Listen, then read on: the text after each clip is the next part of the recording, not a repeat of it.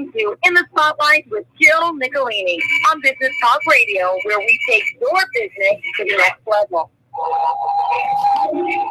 And Jason Bell here joins us once again. He is the CEO and clinical director of adolescents, the Anxiety Center at Renew Counseling. The website, anxietycenterkc.com. He's been serving the Kansas City metropolitan area for quite some time. But welcome back to the show today. How are you? You know, it's a rough week. We all have life events, and currently I have my father in hospice, so it's a rougher week. So I'm good to go, and this is the way life works, and I know he's on his way to heaven when it happens, but it doesn't make it easier on the way.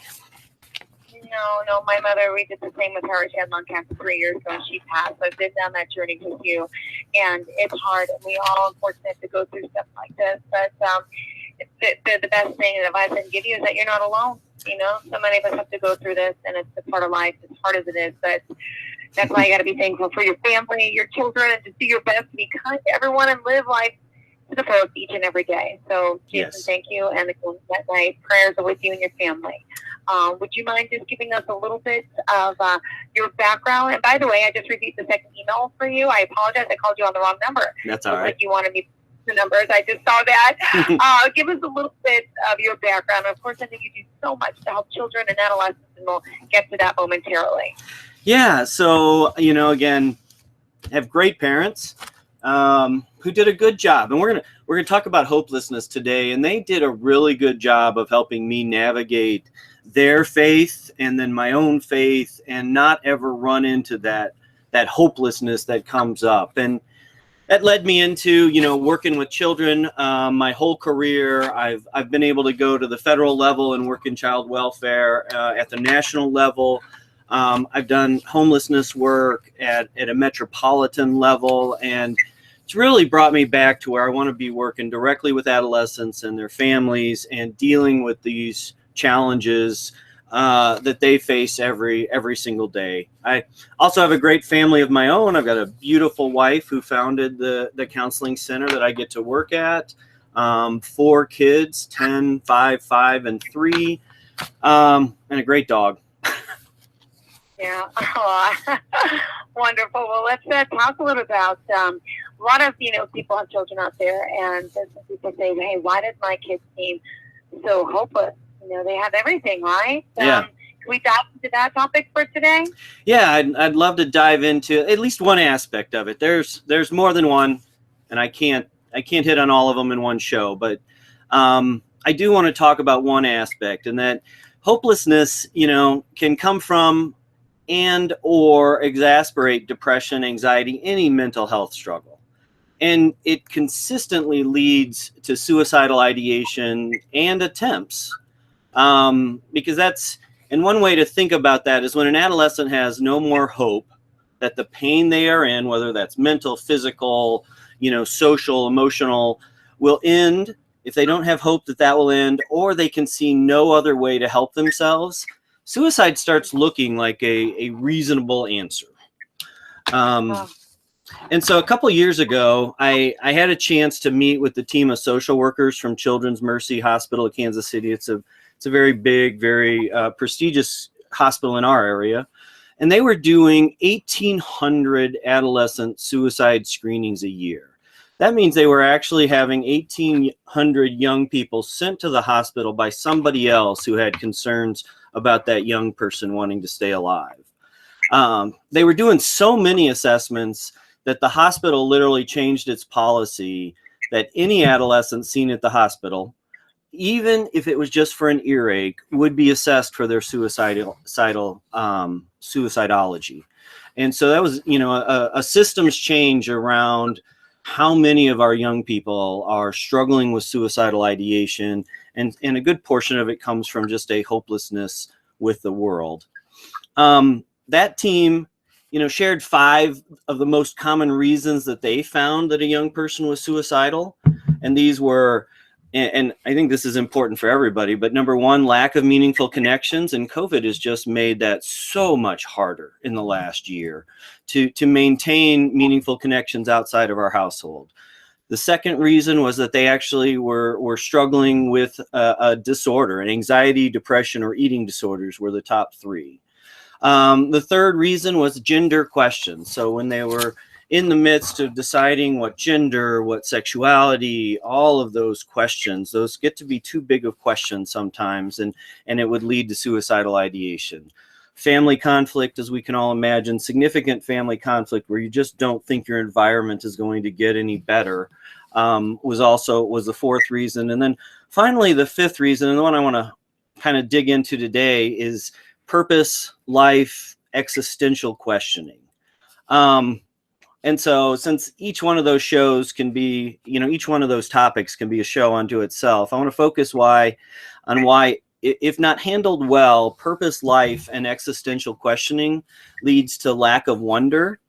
And it can become a really slippery slope towards hopelessness, despair, and giving up, which is kind of attempting or committing suicide. Mm-hmm. Wow, wonderful. Oh my gosh, that you're here to help people, in regards to this, and to speak out about it, because we have to. It's unfortunately a prominent thing in society, and it's, the more knowledge you have about things in general is helpful. And obviously you have a lot of experience in this field. And just a little bit of your background before we continue. I could just tell everyone a little bit more about yourself and what you do. I think that, to get to know you better, we have new listeners each and every week that So, my day-to-day is spent running a 3-hour a day, 4 days a week intensive outpatient program for young people that are struggling with anxiety or depression. And so that this list of 5 reasons from Children's Mercy Hospital, if I run into a young person that I know is struggling with any one of those, I assume there's some suicidal ideation. And if I find out that they are struggling with more than 1, 2 of those, 2 or more of those, I just assume that they're thinking about killing themselves once in a while. And so this program is designed to help them kind of deal with both the symptoms of their depression or anxiety, but also how they have come to think about themselves and how that gets in the way of a lot of their life and leads to them coming into our program. I manage a team of 9 either clinicians or graduate assistants, graduate interns who are learning to become clinicians to run this program. We work intensively with the young people and with their families, because this is not, I just personally don't believe that taking a young person to somebody else and asking them to fix them, even from the most caring place, is the best way. There's probably something that I could do, or as a parent I could do to change how I'm working with that young person. And so that's kind of who I am and where I come from, and where all of this experience and ideas come from. Got it. Well, thank you for sharing that. I didn't want to interrupt fully, but I would love to, continue the conversation now in regards to, how you can help. Yeah. So I want to start with acknowledging that teens asking existential questions, quite frankly, questioning everything, is typical and developmentally required for them to grow into mentally healthy, interdependent young adults. And so it's probably a good time to define some of the terms I'm using. Wonder is a feeling of surprise mingled with admiration, caused by something beautiful, unexpected, unfamiliar, or inexplicable, which increases curiosity and hopefulness. That's why I want to talk about wonder. And I think wonder development is one of the ways to move through this. So wonder is synonymous with the philosophical term faith, which is something hoped for. Wonder is not required to be connected to any particular tradition, denomination, or belief system. Lack of wonder can look like rebellion, boredom, apathy, despair, disinterest, indifference, restlessness, joylessness, melancholy, and hopelessness, uncertainty, and seeking to control as much of their life as possible. Control whether they do homework, chores, eat. That's where eating disorders kind of come into play. That's controlling food. Interacting, controlling how much they interact with the family or at all. So that's where isolation comes up in a lot of struggling teens. And so that's the, if wonder is not there, then you see a lot of the depression and hopelessness that comes there. Development is a progression of change from completely out of control infants towards self-control, hopefully self-controlled adults. Development can be supported, it can be arrested, or it can be revisited if we've got to go back and fix something.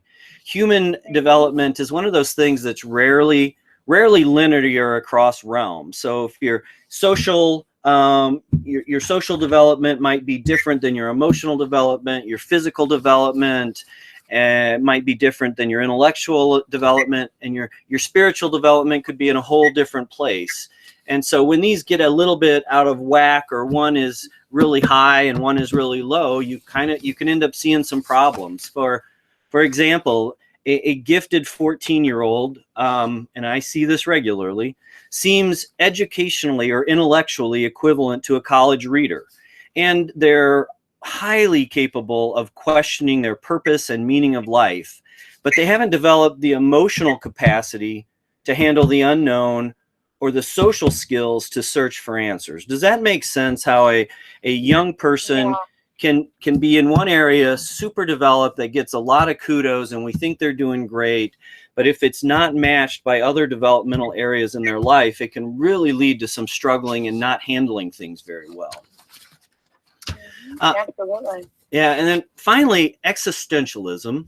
So the purpose, meaning, life is it. Existentialism is just the term that means searching for understanding, meaning, and purpose in life. In adolescence, this can sound like, what's the point? Why bother?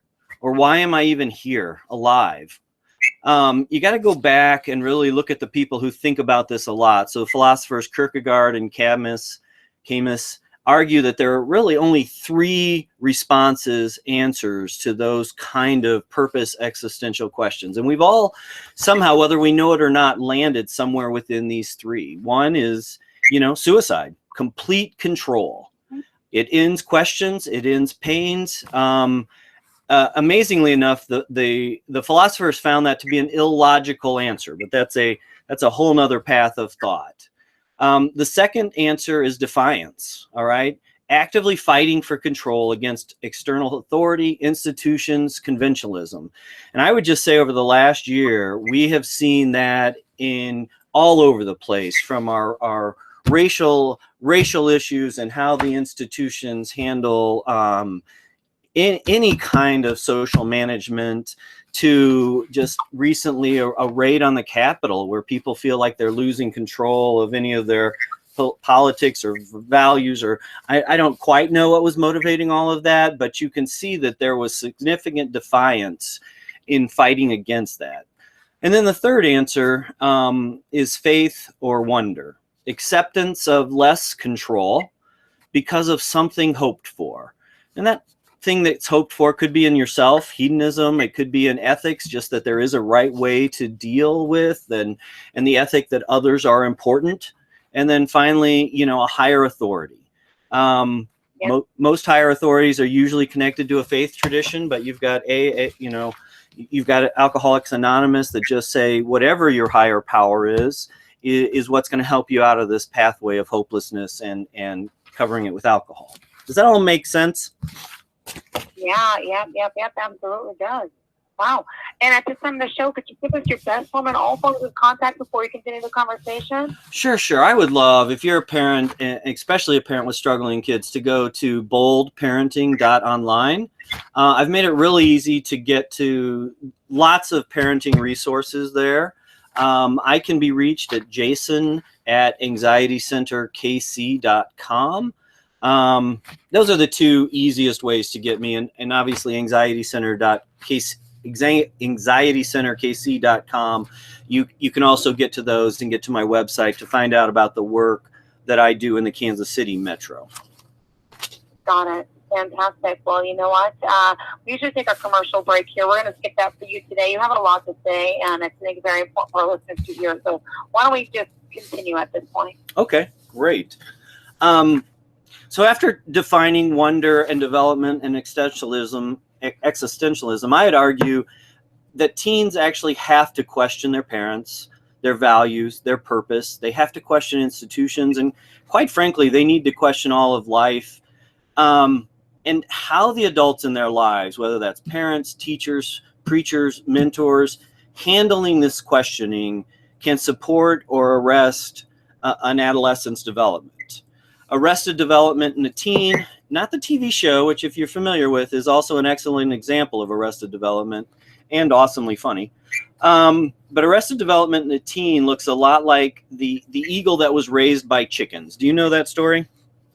No, I don't. All right, well, and again, I'm Midwestern. I'm right in the middle of the country, farmland all around me.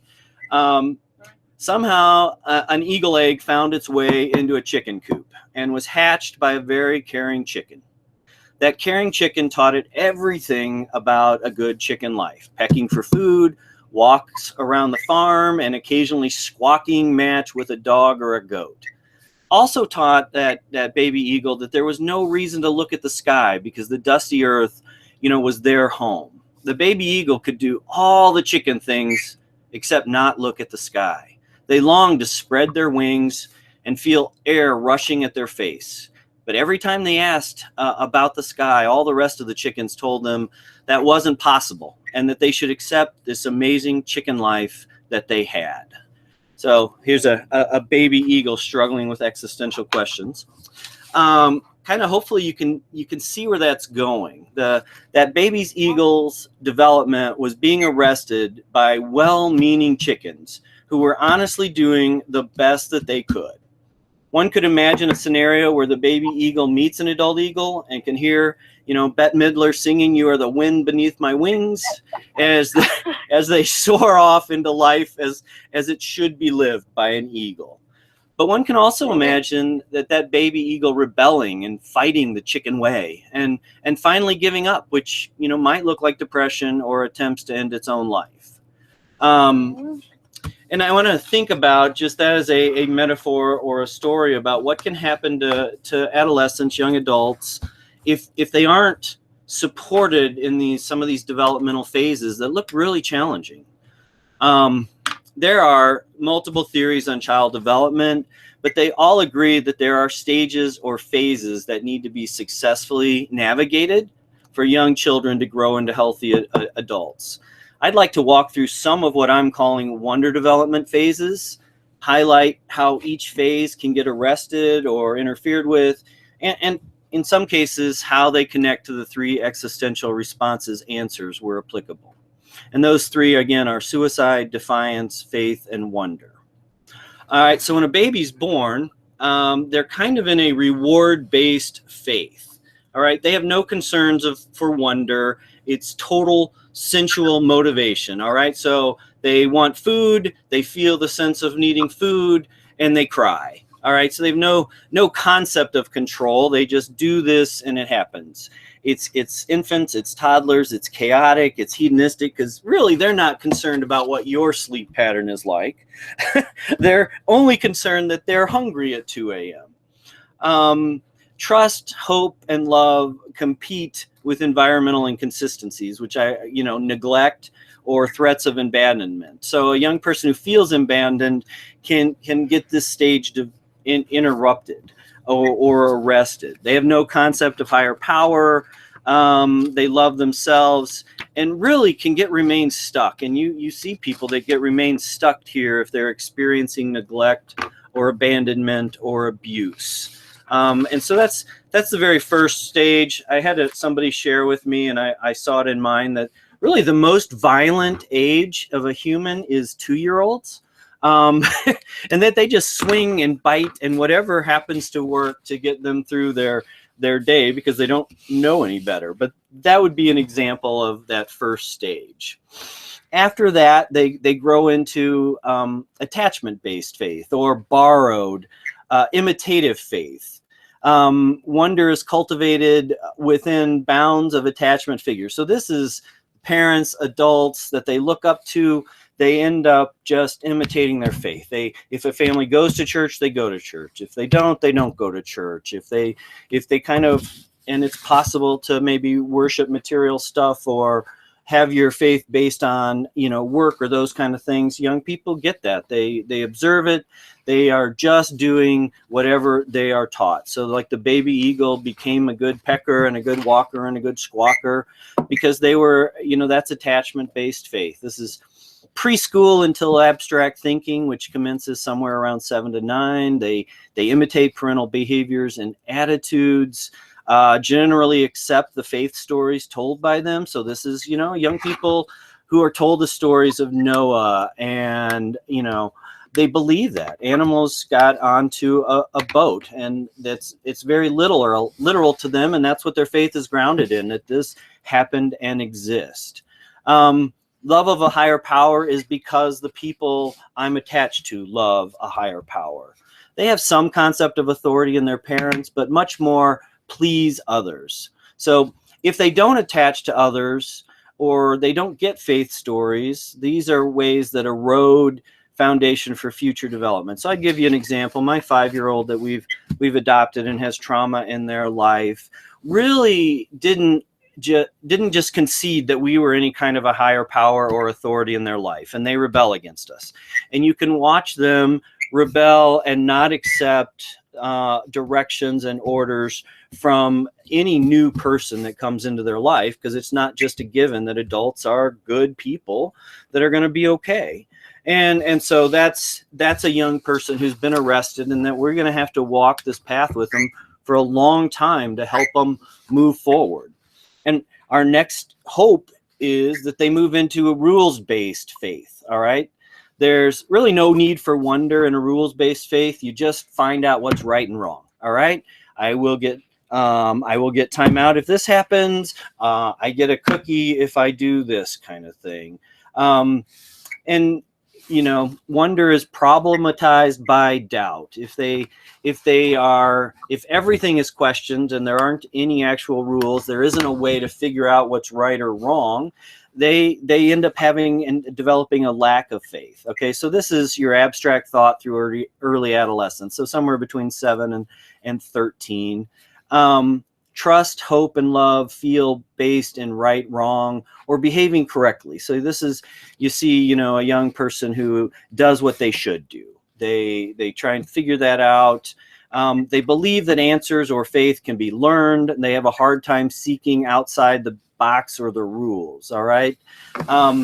This is one of those things where their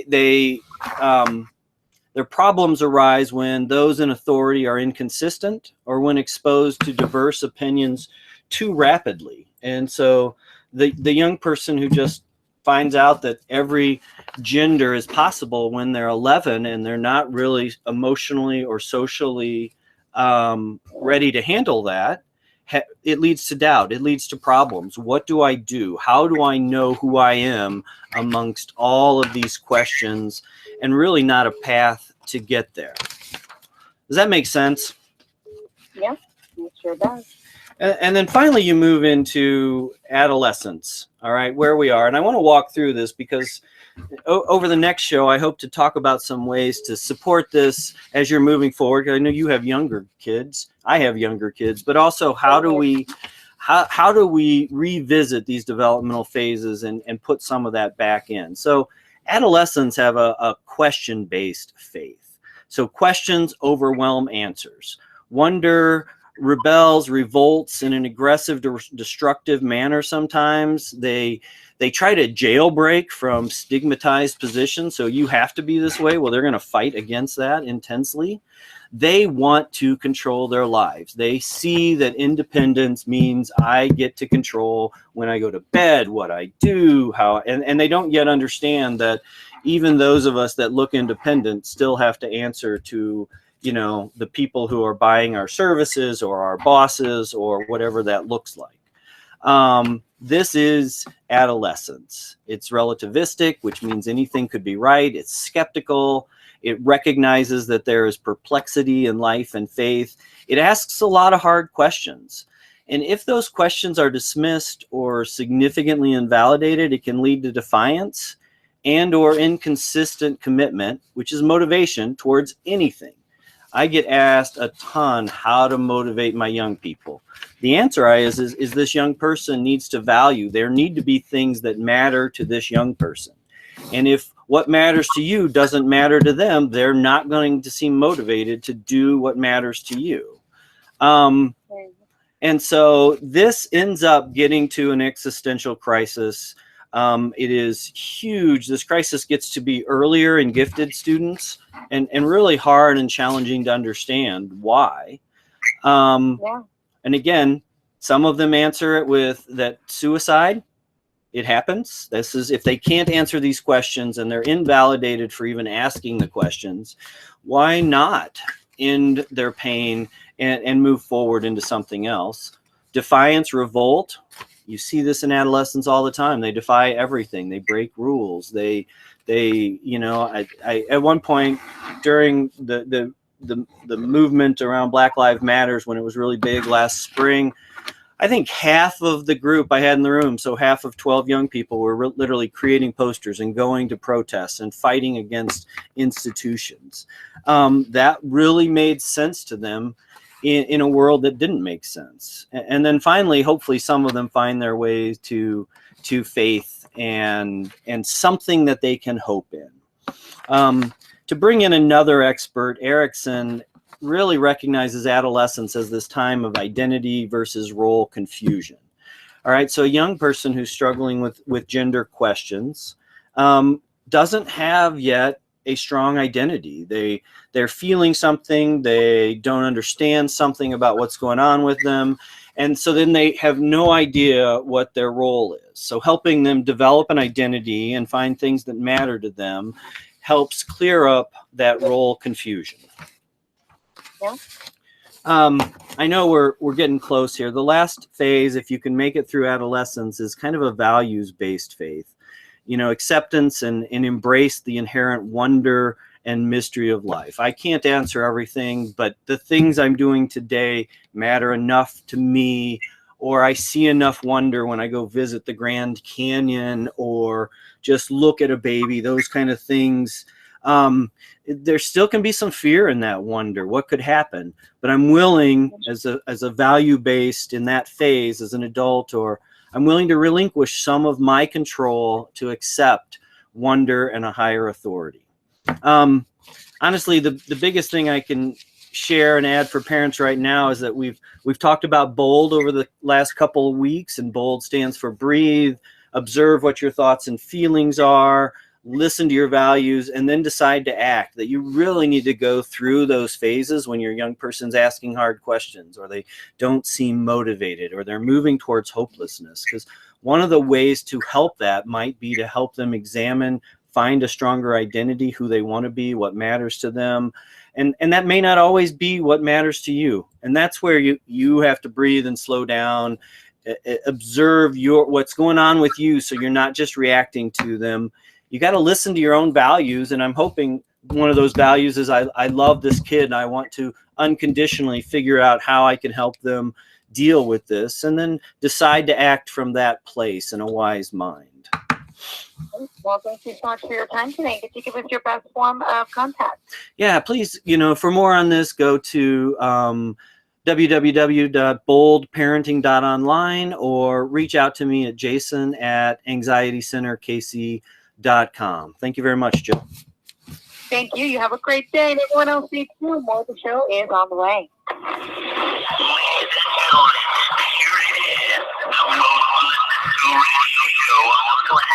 The other stations are tuned in too. You're listening to In the Spotlight.